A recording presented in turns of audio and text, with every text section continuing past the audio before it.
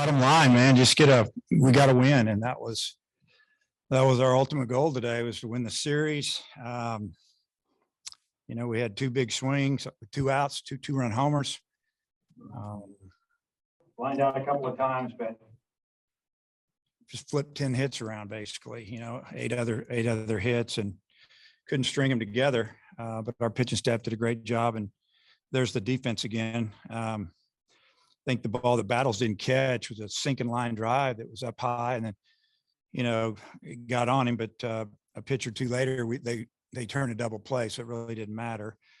Other than that, I don't know if we made an error all weekend, and just real proud of our guys. Wiggins just didn't throw the ball over the plate enough, and they were getting geared up, and Morris came in and gave us 3 full innings, counting the one in relief, and then 2 more.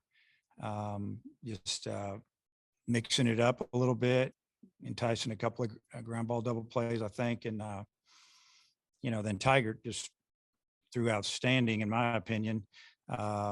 We felt like he probably, it says he walked 4 there. I don't know if I'm buying that. I'm going to look at some information, just know what I've been told by people. And, I'm off to the side. You guys got a better view than I do, but that was something else.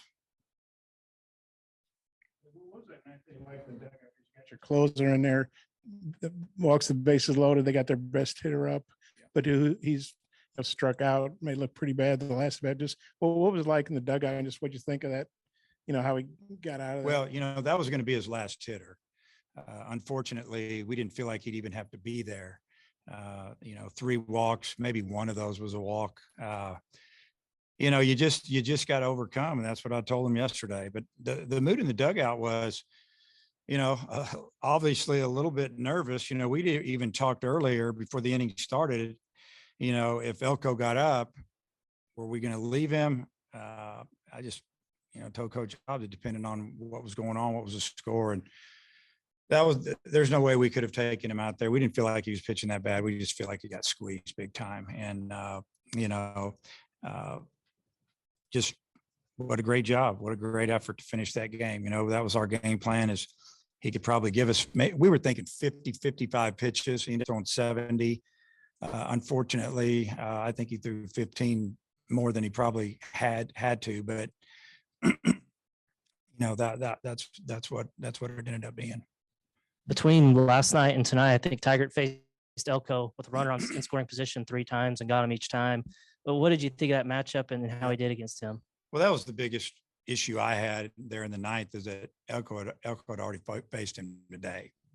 And he threw 3 really good breaking balls to him. I think that's all he threw to him, 3 of them, and he got him 2 innings earlier. So that's, we were in the dugout thinking we might have to get him out with something else instead of off speed. So when he had him down, I think 0-2, we threw a fastball. I didn't throw it. He did. We called it. And it must have been a little high or a little out or both, but it was by him. It looked like he was pretty much sitting on something off speed. So I think that pitch really helped, even though it wasn't a strike. And then he hooked a breaking ball. And I think, I don't know, maybe a ball, and then he hit one to center field on just a real gutsy win for our team. And then with Morris, it seems like he's kind of been your go-to guy for maybe long relief. What have you thought about how he's done of late, and then again tonight? Well, what he's done of late is just throw the ball over the plate. And a couple of his outings, he's really been able to spot it up. I mean, at A&M, he spotted it up. Today, maybe not quite so much, but, what did he have, 1 walk maybe?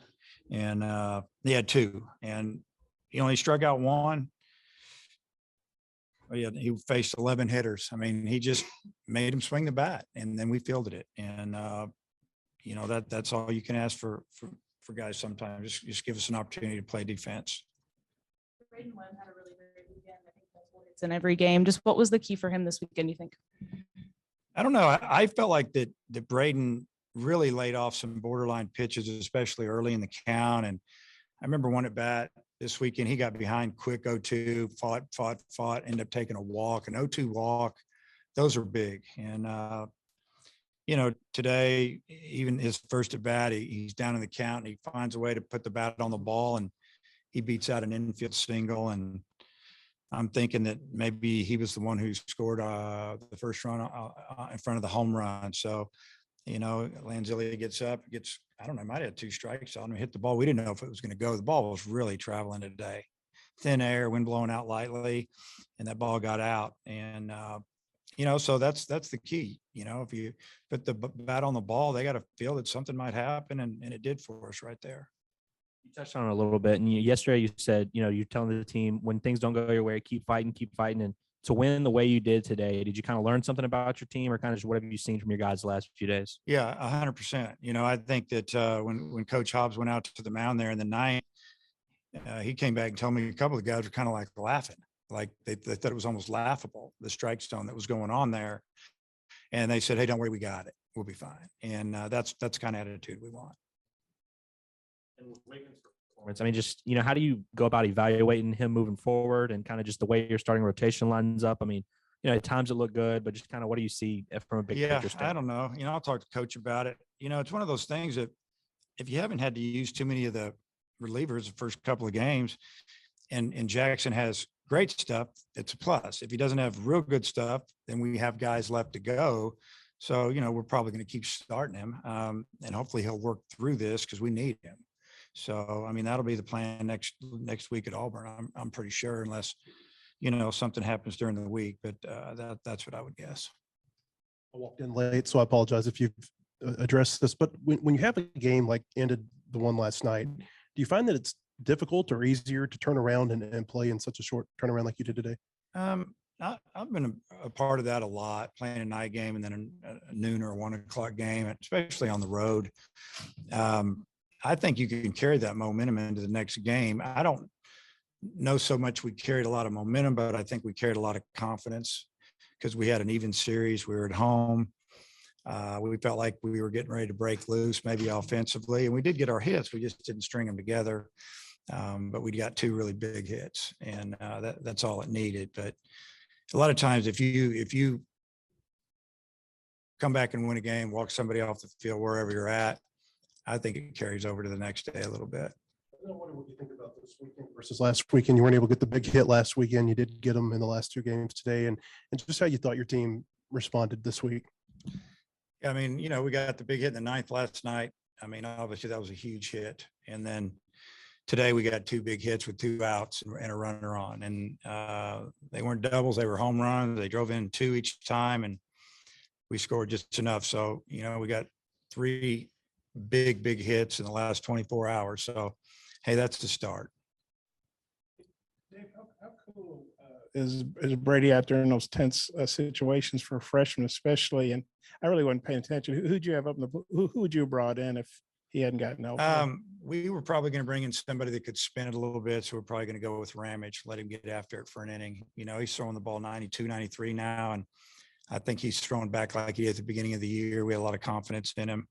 I think Brady just, he's been in that situation this season already, probably 4 to 5 times where it's been super tense. I mean, you can count last night too. So I think he was I thought he did a better job staying under control tonight today, better than ever, because today he didn't get any calls really. Maybe one, maybe on a fastball on an 0-2 pitch that was, on the inside corner. I don't know if it's down or not there in the ninth. But other than that, I mean, it was a bunch of either strikes or what we call 50-50 balls, and he didn't get any of them.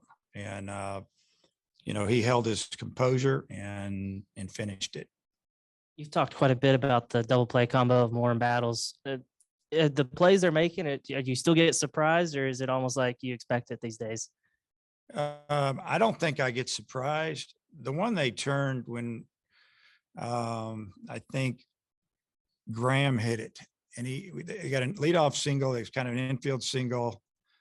I think that's what went on. I'm not sure what exactly, but I know that he hit the ball hard into the 4 hole, and Robert snared it. I mean, that was as far as Robert could glove that ball without leaving his feet. And he turned and made a low, hard throw to Battles.